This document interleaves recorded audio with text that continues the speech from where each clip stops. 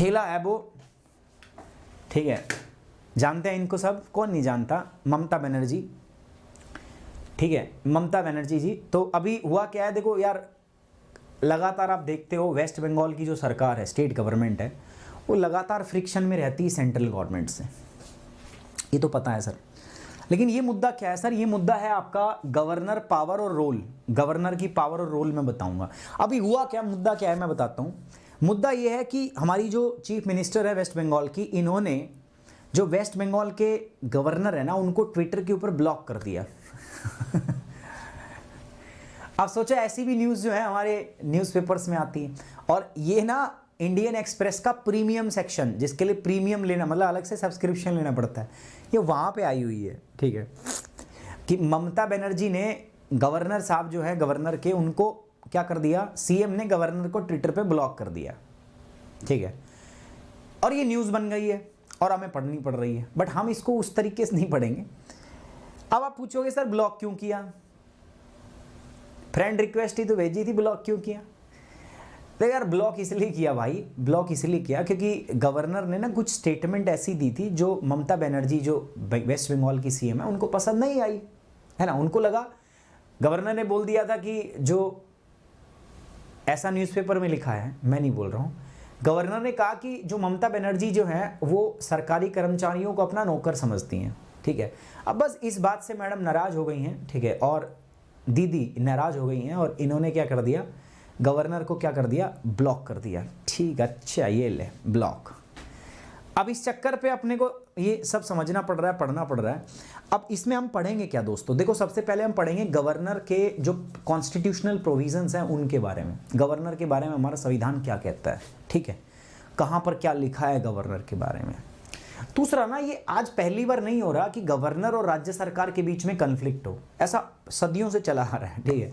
जब से हमारा संविधान बना है ना, जब से हम आज़ाद हुए हैं और फेडरल स्ट्रक्चर को हमने अडॉप्ट करके फंक्शनिंग स्टार्ट की है, उस दिन से लेकर आज तक ऐसा लगातार चलता आ रहा है प्यारे बच्चों कि देश के अंदर में गवर्नर और राज्य सरकार के बीच में आपको कॉन्फ्लिक्ट देखने को मिल रहा है। ये लगातार हो रहा है ऐसा, मतलब आप बहुत इजीली इसको देख सकते हो और बहुत इजीली आपको ये मतलब दिख जाएगा, ठीक है। अलग अलग केसेस भी आए हैं, सुप्रीम कोर्ट ने बहुत सारी जजमेंट दी है। सेंटर स्टेट रिलेशन को सुधारने के लिए बहुत सारे सुप्रीम कोर्ट के जजमेंट आए हैं, बहुत सारी कमेटी बनी है, बहुत सारे कमीशंस बने हैं, ठीक है, बहुत सारी चीजें हुई हैं, वो एक अलग बात है, ठीक है। तो चलिए दोस्तों, let's have a discussion over it. Governor power and role, governor के पावर क्या है, गवर्नर का रोल क्या है, इस पे हमें चर्चा करनी है दोस्तों। So let's have a discussion. As I discussed, ये आपका इंडियन एक्सप्रेस में आया हुआ है, प्रीमियम सेक्शन है, ठीक है, वहां पे आया हुआ है दोस्तों ये टॉपिक। 10 फरवरी का टॉपिक है, 10 को आएगा, इसीलिए हम 11 को पढ़ेंगे। तो 10 फरवरी का टॉपिक है, एक्सप्लेन में आया हुआ है governor powers frictions with the states and why this happens often, क्यों होता है। तो जैसे मैंने बताया, हमारी GS paper 2 constitutional bodies, role of governor, centre state relation, ये पॉलिटी के अंदर आता है। तो और देखो, ये centre state relation is a very very important part of the polity, ये बहुत इंपॉर्टेंट है। जब मैंने पॉलिटी को वो आपको क्लास बताई थी ना कि एक हफ्ते में पॉलिटी कैसे करें, वहां पे मैंने आपको बताया भी था, ठीक है, इस चीज को, ठीक है, कि आपको ध्यान में रखना है, ठीक है, कि ये centre state relation is a very important part. अच्छा सुनिए मेरी बात दोस्तों, लास्ट वीक जो वेस्ट बंगाल के चीफ मिनिस्टर हैं ममता बनर्जी, उन्होंने ब्लॉक कर दिया गवर्नर जगदीप धनखड़ जी को, कहां पर, ट्विटर के ऊपर। पिछले हफ्ते पश्चिम बंगाल की मुख्यमंत्री ममता बनर्जी ने राज्यपाल जगदीप धनखड़ को ट्विटर पे ब्लॉक कर दिया। उन्होंने कहा कि यार उनको ऐसा करने के लिए फोर्स किया गया है, क्योंकि गवर्नर ने बहुत अनएथिकल और अनकॉन्स्टिट्यूशनल स्टेटमेंट दिए। उन्होंने कहा है कि ममता बनर्जी जो है वो सरकारी कर्मचारियों को अपना नौकर समझती हैं, ऐसा नहीं है। इसीलिए मुझे उन्होंने फोर्स किया है कि मैं उनको ट्विटर पे क्या कर दूं, ब्लॉक कर दूं। चलो छोड़ो यार, इनकी बातें चलती रहेंगी, ठीक है, पॉलिटिक्स में सब चलता है।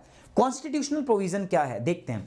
और ऐसा फ्रिक्शन हमेशा होता रहा है, क्योंकि देखो गवर्नर एक बेचारा दोहरी जिंदगी जीता है। पहला क्या, as a agent of the government, and दूसरा as a head of the state, ठीक है, जो राज्य है उसकी सरकार का वो राज्य का प्रमुख भी होता है, साथ साथ वो सेंटर के द्वारा भेजा हुआ एक रिप्रेजेंटेटिव होता है। कहां पर दोस्तों, एजेंट के रूप में देखते हैं उसको, ठीक है, कहां पर, स्टेट के अंदर में।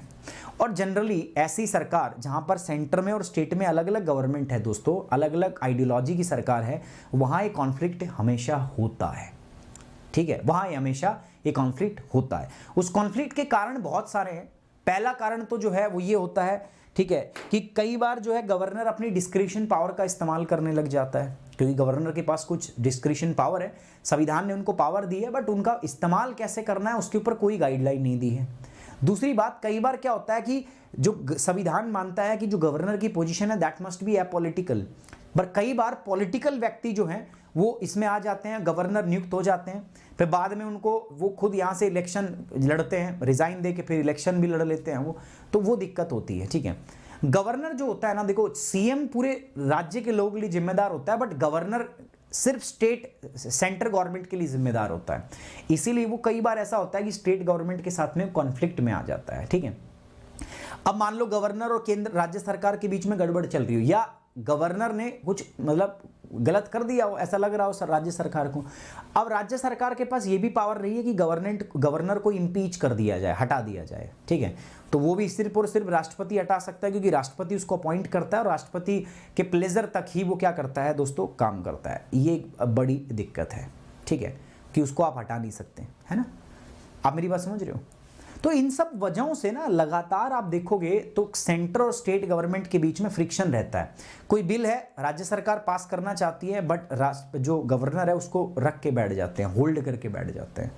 तो ऐसी लगातार समय समय पर चीज़ें होती रहती हैं, जिससे राज्य सरकार और गवर्नर के बीच में आपने को ये फ्रिक्शन देखने को मिलता है, ठीक है। तो let's have a discussion over the constitutional provision of the governor. सबसे पहला आर्टिकल 153, आर्टिकल नंबर 153, ये क्या कहता है दोस्तों, it says that each there shall be a governor for each state. Article 153 कहता है कि हर राज्य का एक गवर्नर होगा, लेकिन इसमें यह भी बोला है कि हर राज्य का मान लो एक नहीं कर सकते आप, 2 राज्य का भी एक कर सकते हो, उसमें भी कोई दिक्कत नहीं है।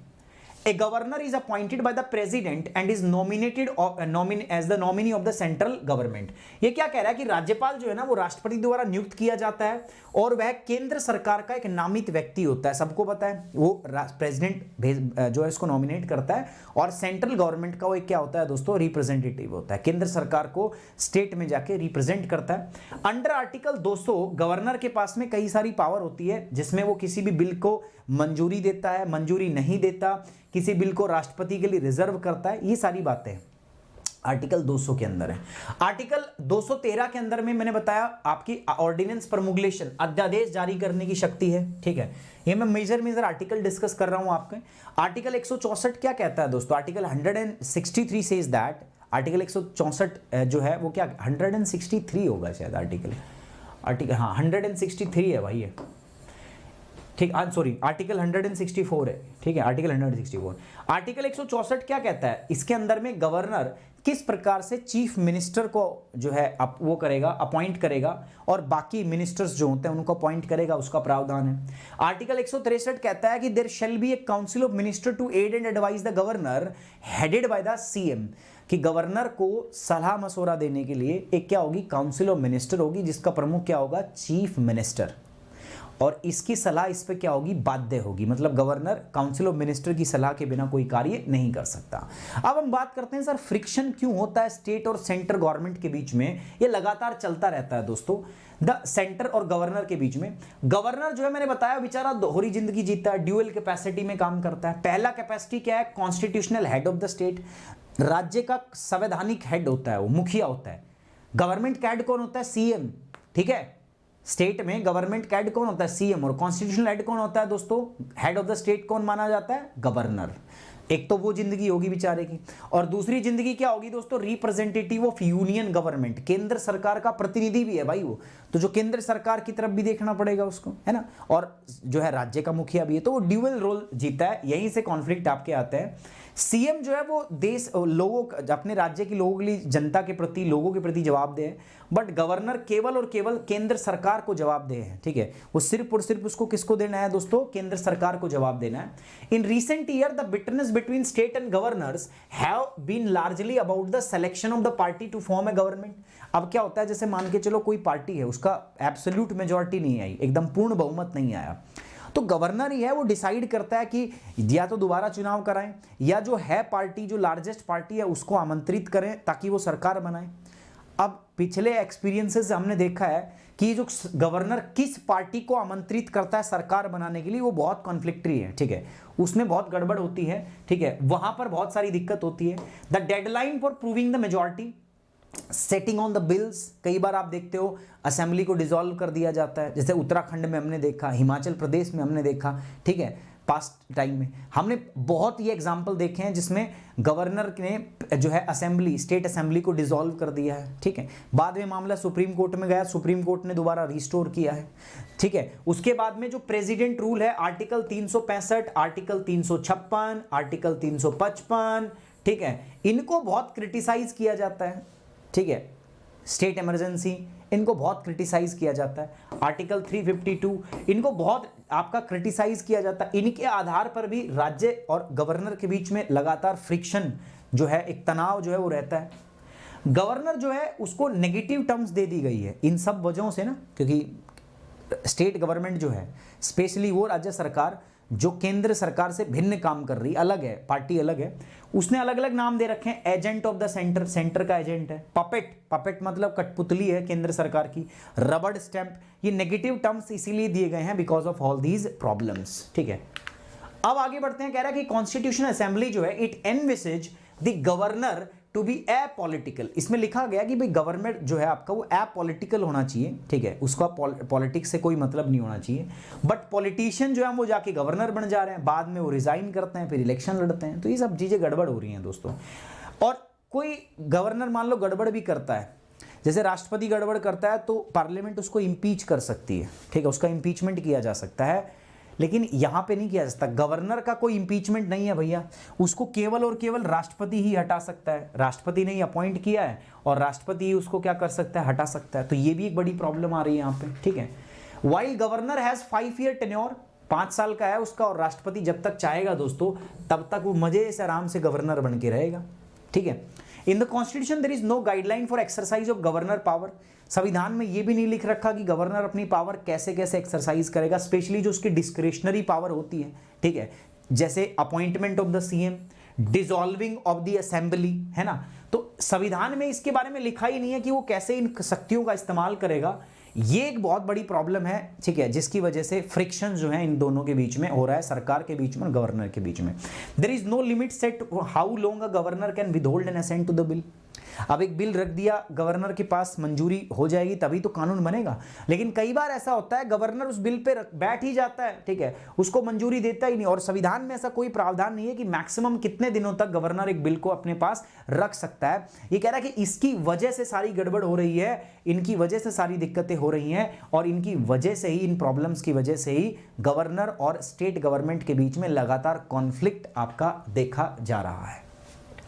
लेकिन इन कॉन्फ्लिक्ट के बारे में ऐसा नहीं है कि किसी को पता नहीं है, सबको पता है, और इनको सुधारने के लिए अलग अलग कमेटी, अलग अलग कमीशन बनाए गए हैं और उन्होंने सिफारिश भी दी है।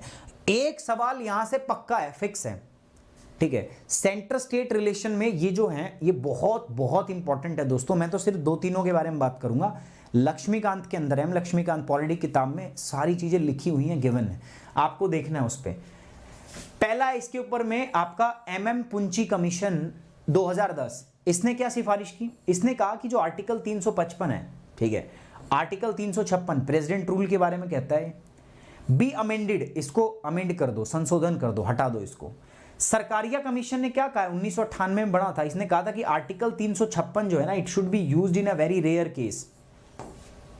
प्रेसिडेंट रूल बहुत रेयर केस में इस्तेमाल होना चाहिए किसी भी राज्य के अंदर में। ये तो कह रहा हटा ही दो इसको, MM पुंची कमीशन कह रहा हटा दो, बेकार है, हटाओ इसको, ठीक है। और ये क्या रिकमेंडेशन है इन कमीशंस की, दे आर वेरी इंपॉर्टेंट दोस्तों। Recommendation have also been given by the administrative reform commission 1968, उन्होंने क्या कहा है वो भी पढ़ना है आपको। राजमन्नार कमेटी ने भी 1971 में दिया है। उसके बाद जस्टिस वी चेन्नई कमीशन इसके ऊपर बना है 2002 के अंदर। तो बहुत सारे कमीशंस बने हैं भाई। ऊपर से सुप्रीम कोर्ट ने भी बहुत सारी जजमेंट दे डाली इसमें, SR मोमानी जजमेंट, ठीक है। इसमें क्या कहा है उसने, इस मामले में एक शत्रुतापूर्ण केंद्र सरकार द्वारा राज्य सरकार को की मनमानी से उसको बर्खास्त करने को समाप्त किया गया है। The case puts an end to the arbitrary dismissal of the state government by the hostile centre government. मान लो केंद्र सरकार में एक दूसरी सरकार, केंद्र में एक दूसरी सरकार है, राज्य में अलग पार्टी की सरकार है। तो कई बार ऐसा होता है केंद्र सरकार अपनी शत्रुता, हॉस्टिलिटी की वजह से राष्ट्रपति के द्वारा, ठीक है, या गवर्नर के द्वारा, या तो असेंबली डिसॉल्व करा देती है या वहां प्रेसिडेंट रूल लगवा देती है, जो गलत है, ठीक है। तो ये जो प्रेसिडेंट रूल का है ना 356, ये बहुत ज्यादा आपको इंपॉर्टेंट है जो ध्यान रखना है। इसके ऊपर तो मतलब सींग फंसे हुए हो रहते हैं हमेशा गवर्नर के और किसके दोस्तों, जो है राज्य सरकार के। और सुप्रीम कोर्ट के बारे में पास में बहुत बार मामला गया है, सुप्रीम कोर्ट ने बहुत बार इसमें अपनी जजमेंट भी दी है। ठीक है, अब प्यारे बच्चों रिलेटेड सर्च में मैंने बताया जितने भी कमीशंस मैंने बताए, ठीक है, सरकारिया कमीशन, इसकी सिफारिश, Rajamannar committee, administrative reform commission, centre state relation का एक पार्ट है आपका दोस्तों, ठीक है, पॉलिटी के अंदर में यहां पर एक गिवन है, you have to go and look at this. ये बहुत जरूरी है, बहुत इंपॉर्टेंट है and I request you guys please जाइएगा और एक बार इसको जरूर देखिएगा। This is a very important segment, बहुत इंपॉर्टेंट है पॉलिटी के लिए। मैं एक वीडियो बनाऊंगा जिसमें मैं पॉलिटी के मैं आपको 10 इंपॉर्टेंट टॉपिक आपको बताऊंगा, ठीक है, 10 इंपॉर्टेंट टॉपिक मैं आपको पॉलिटी के बताऊंगा, आपके साथ डिस्कस करूंगा 10 most important topic of the polity. आज या कल में वीडियो कर देंगे, ठीक है। सरकारी आयोग और इसकी सिफारिशें, राजमन्नार समिति, प्रशासनिक सुधार आयोग और केंद्र सरकार और राज्य संबंध। प्रीलिम्स के लिए मैंने आपको बता दिया यार, पूरी पॉलिटी बहुत वो मतलब इतनी मुश्किल नहीं है। गवर्नर वाला पार्ट और सेंटर स्टेट रिलेशन वाला जो पार्ट है ना, ये दोनों पढ़ लो। कहां से पढ़ोगे दोस्तों? आपकी किताब से। कौन सी किताब से सर? एम लक्ष्मीकांत वाली किताब से, ठीक है। तो जो आपकी पॉलिटी की किताब है, ठीक है, Indian polity by M Laxmikanth, वहां से ये दोनों चीजों को आपको पढ़ना है, ठीक है। ओके गाइज, एक बार शेयर करो वीडियो को, लाइक करो यार वीडियो को, ठीक है। देखो 700 लाइक्स तक भी आज हम नहीं पहुंच पाए हैं, ठीक है, जल्दी करो यार सारे के सारे। एक रिक्वेस्ट है आपसे,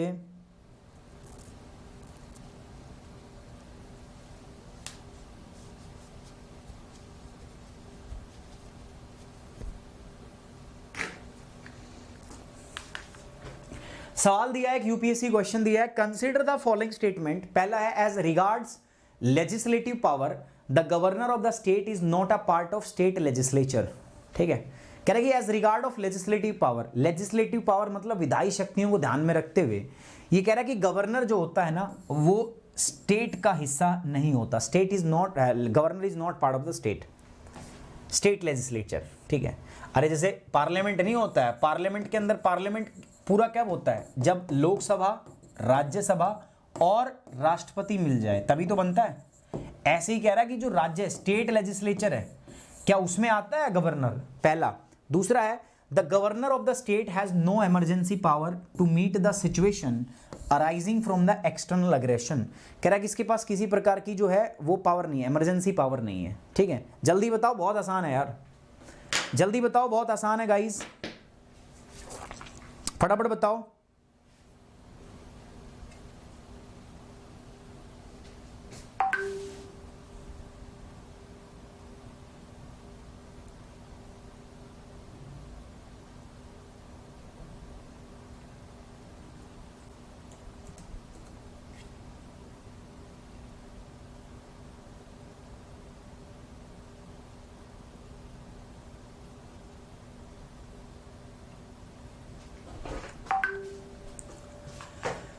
सही है इसका सिर्फ सेकंड, ठीक है, second is the only correct answer, ठीक है, second is the only correct answer. दूसरा आपका सही है, ये इसका सही जवाब है, ठीक है, ये इसका क्या है? सही जवाब है। ओके चलिए, तो ये आपका सही जवाब है। अब आगे बढ़ेंगे, अब आगे बढ़ेंगे दोस्तों, ये हमने कर लिया। Now let's discuss about this main specific, mains के बारे में डिस्कस करते हैं। मेंस में क्या लिखा है, मेंस के बारे में देख लेते हैं। A governor should be discharging his or her duty in accordance with the spirit of constitution, not just be a agent of the center discuss। ये क्या कह रहा है कि कोई भी राज्यपाल जो होता है ना, उस संविधान की भावना को अनुसार अपने कर्तव्यों का उसको निर्वहन करना चाहिए, ना कि वो केवल केंद्र सरकार के एजेंट के रूप में वो काम कर रहा है, ठीक है। इस पे आप क्या सोचते हैं दोस्तों? इसके ऊपर चर्चा करके आपको मुझे बताना है क्या आप सोचते हैं, क्या समझते हैं, ठीक है। तो ये हमारा सवाल है दोस्तों। अगेन मैं आपको बोल रहा हूं कि it is a part of GS paper 2, ठीक है। सो जीएस पेपर 2 के अंदर में इससे सवाल आपका बनता है, यूं का यूं सवाल आता है, तो आप इसके ऊपर लिखोगे, कोशिश करनी है आपको, ठीक है। टेलीग्राम से जुड़ जाओ, इसके ऊपर जब मैं क्वेश्चंस आपके साथ डिस्कस करूंगा, कब करूंगा, तो वो सब टेलीग्राम पे आपको पता चल जाएगा। और कल संडे है तो मे बी कल मैं कम से कम 6 से 7 क्वेश्चन आपके जो है डिस्कस करने वाला हूं, ये ठीक है। कहां पर आपको करूंगा डिस्कस वो भी मैं कल आपको बता दूंगा। एंड साथ ही साथ में दोस्तों देखो, मेरे साथ जुड़ के आप प्लस कोर्स भी कर सकते हो। प्लस कोर्स करने के लिए दोस्तों मैं आपको बताता हूं, ये जीएस का प्लस कोर्स है, तो यहां पर आप प्लस और आइकॉनिक 2 प्रकार के सब्सक्रिप्शन जो है आप यहां पे ले सकते हो दोस्तों, प्यारे बच्चों। ये आपके सब्सक्रिप्शन का प्राइस है 6 महीने, 1 साल, 2 साल, 3 साल, ठीक है, ये इधर है, आइकॉनिक का सब्सक्रिप्शन है, 1 साल 2 साल और 3 साल का ले सकते हो। कोड आपका क्या रहेगा, सुमित 10। तो ये मेरा टेलीग्राम चैनल है, PDF यहाँ दे दूंगा मैं, साथ साथ ये अपना कोड है, ठीक है, इसको यूज करना है to get the 10% off Unacademy. I hope you like the session, you enjoy the session. So guys please like the video, share it and subscribe the channel. Thank you very much, take care, bye bye, जय हिंद, love you guys.